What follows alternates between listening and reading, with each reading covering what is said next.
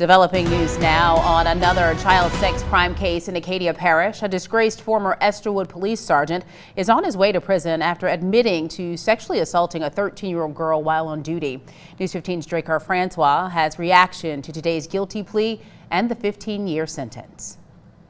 A former Estherwood cop headed to prison for 15 years after pleading guilty to sex crimes against a minor.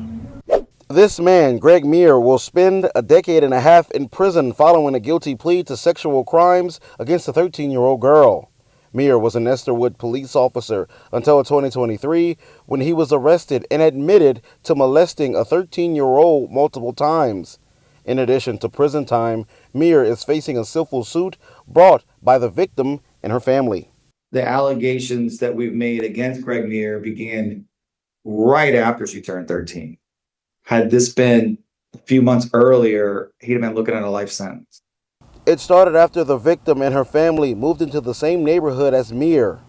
The victim's attorney says Greg Mire and his wife would host young girls in their home, as both were heavily involved in the community and would bring the girls to church services.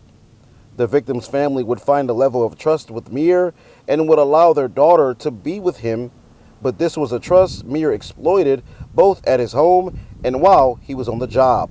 And yet, so she has to wake up and see this house where she was abused in. She has to see the local police cars, which she was abused in. And she literally feels like she can't be anywhere. She has no trust in anyone other than her parents. Understandably so. In Acadia Parish, I'm Dracar Francois for News 15.